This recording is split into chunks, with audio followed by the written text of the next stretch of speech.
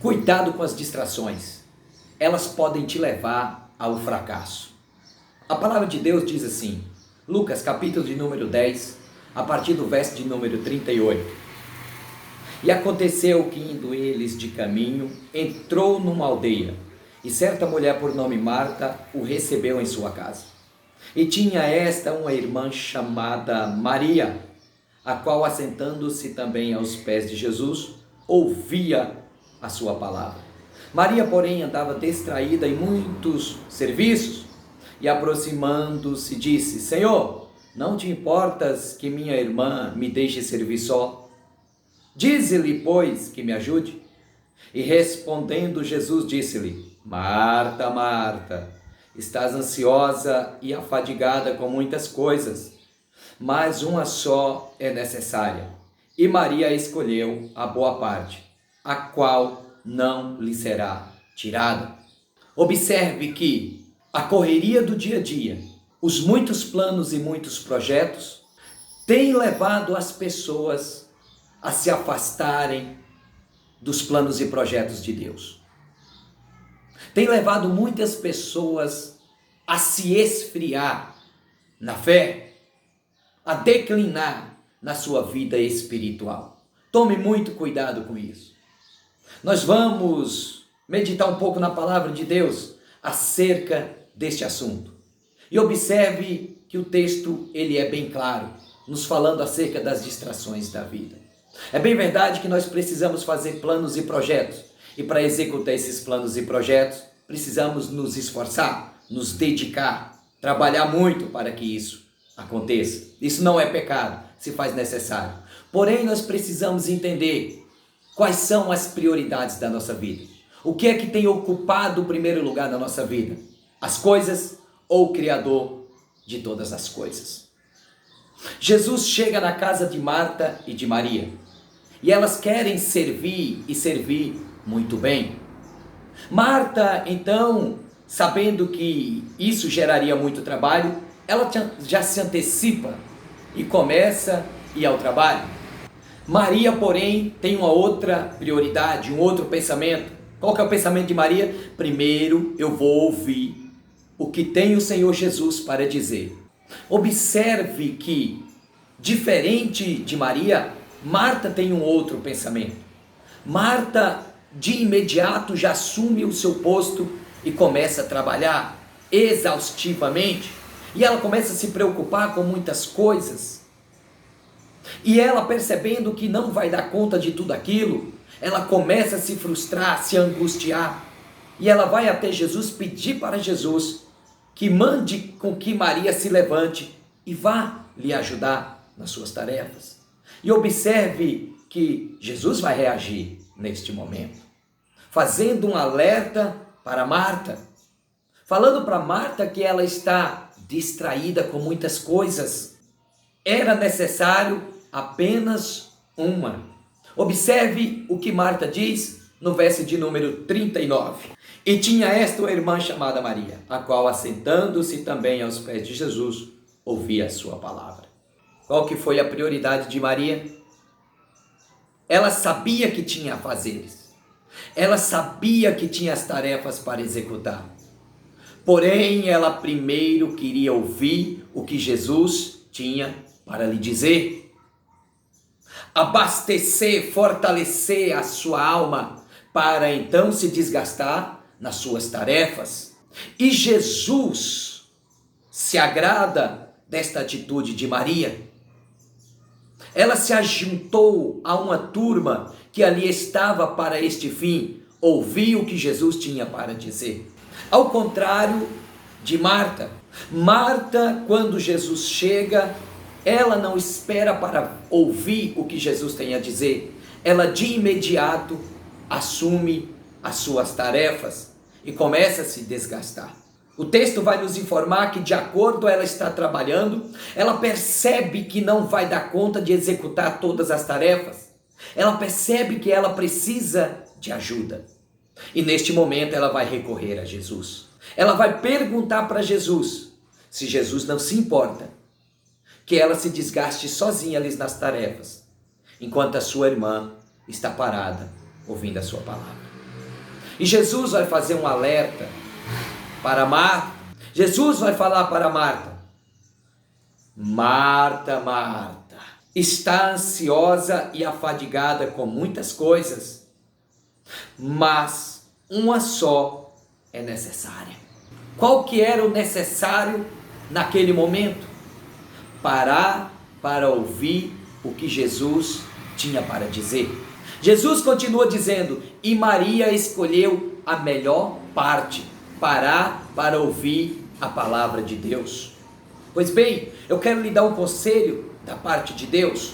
Eu sei que você tem muitos planos e muitos projetos, e você precisa se esforçar para executar esses planos e esses projetos. Porém, em primeiro lugar, antes de você pôr em prática qualquer plano e qualquer projeto, recorra às Santas Escrituras, recorra à oração, recorra ao Espírito Santo de Deus. Ouça primeiro a voz do Senhor, ouça primeiro a palavra de Deus, alimente a sua alma, alimente o seu espírito e então parta para realizar as tuas tarefas. Eu tenho certeza de uma coisa: o Espírito Santo de Deus irá cooperar com você e você irá prosperar em todas as ações que você se dedicar a fazer. Mas em primeiro lugar, busque a vontade de Deus, a palavra de Deus, e eu tenho certeza de uma coisa: Deus irá lhe abençoar em todas as ações da sua vida.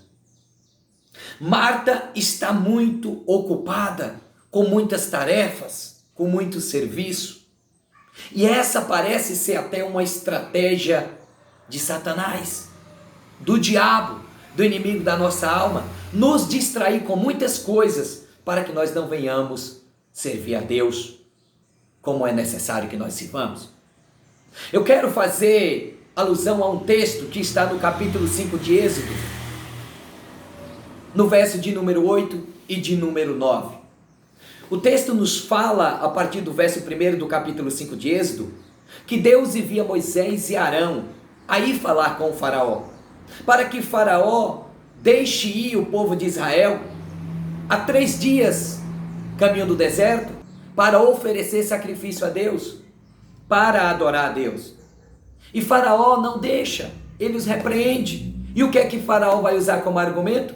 Ele vai dizer: esse povo está ocioso, esse povo está muito desocupado, para que queira ouvir palavras de mentira e oferecer sacrifício a Deus. Ele vai falar: dá mais serviço a esse povo, ocupa eles com muito serviço, para que eles não se preocupem em ouvir a palavra de Deus. Observe o que diz o texto, Êxodo capítulo 5, verso de número 8 e verso de número 9.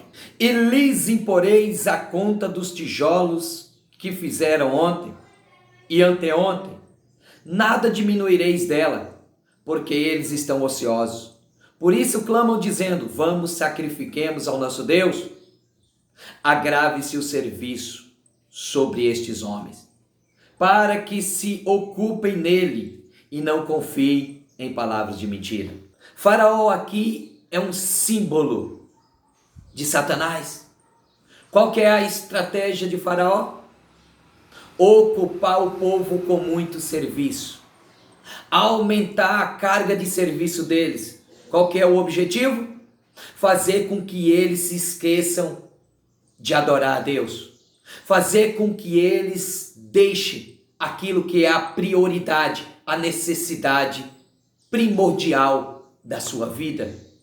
É um povo escolhido, separado por Deus. Então, o que é que eles devem fazer em primeiro lugar? Adorar a Deus, glorificar a Deus, fazer a vontade de Deus. Qual que é então a estratégia de Faraó? Fazer com que eles desistam disso. Pois bem, tome muito cuidado com o que está acontecendo com a sua vida, à sua volta. Cuidado, que aquilo que pode ser bênção pode se transformar em maldição para a sua vida. Muitas pessoas têm se ocupado com muito trabalho, com muitas coisas, e têm esquecido de buscar a Deus em tempo hábil, como é necessário para toda criatura, para todo cristão, para todo filho de Deus. Não se esqueça de, em primeiro lugar, buscar fazer a vontade de Deus, ouvir a voz de Deus, para que ele lhe abençoe. Essa é a estratégia do adversário. A palavra de Deus ainda nos fala, no capítulo 14 do Evangelho de Lucas, acerca da parábola da grande ceia. Ali está nos falando de um banquete que está acontecendo. E tem alguém sentado junto à mesa com Jesus. E esta pessoa fala para Jesus: bem-aventurado aquele que comer pão no reino de Deus. E Jesus vai contar uma parábola. Jesus fala que um certo homem, ele deu uma grande ceia. Ele fez um grande banquete. E ele distribuiu convites a pessoas, certamente amigos mais próximos, pessoas de honra, para que eles viessem e participassem da sua festa, do seu banquete. Acontece que no dia ele emite uma mensagem dizendo para eles: vinde, que tudo pronto já está. Mas a palavra de Deus diz que de um a todos começaram a excusar-se, dar desculpa para não vir à festa, para não vir um banquete. E observe que o primeiro, ele diz: comprei um campo e preciso ver. Coisa justa, coisa necessária. Observe a cultura da época. A cultura da época, a maior renda da população, do povo, era através da agricultura. Então isso era uma bênção de Deus. Isso era resposta de oração. Era justo que ele fosse ver o seu campo. O segundo, comprei 5 juntas de boi e preciso experimentá-lo. É justo, é necessário. Uma cultura que depende da agricultura. O que representava 5 juntas de boi? Talvez 5 tratores, 5 máquinas na agricultura atual. Aquilo que iria dizer que ele ia ser mais produtivo, ele ia arar a terra em tempo recorde, ele ia semear mais rápido, ia aumentar a sua produtividade. Bênção dos céus, resposta de oração. E o outro, o terceiro, casei-me, eu não posso ir. E é justo. Família, um plano, um projeto de Deus. Ele casou, ele precisa usufruir da festa, ele precisa ir para a lua de mel. É justo. E observe que a palavra de Deus não está repreendendo o homem pelo fato dele trabalhar, pelo fato de ele fazer o que é necessário para o seu sustento, para honrar a Deus. Não. Sabe qual que é o problema de tudo isso? O lugar que tudo isso ocupa. Nós precisamos trabalhar, mas nós não podemos ocupar o lugar de Deus na nossa vida. O nosso trabalho é uma bênção de Deus, porém Deus precisa vir primeiro do que o nosso trabalho. A nossa renda é primordial, é necessário para o nosso sustento, mas ela não pode vir primeiro do que o nosso Deus. O casamento, a família, é uma bênção de Deus, mas a família, o casamento, ele não pode ocupar o lugar de Deus na nossa vida. Tome muito cuidado com as suas prioridades. Não deixe que nada ocupe o lugar de Deus na sua vida, porque pode ter certeza de uma coisa: se você priorizar Deus na sua vida, Ele é o Criador de todas as coisas. Nas suas mãos está todo o poder. Pode ter certeza que Deus vai te abençoar de forma poderosa se você priorizar Deus na sua vida. Não esteja distraído. Não deixe que as distrações da vida lhe leve ao fracasso. Que Deus te abençoe no nome de Jesus.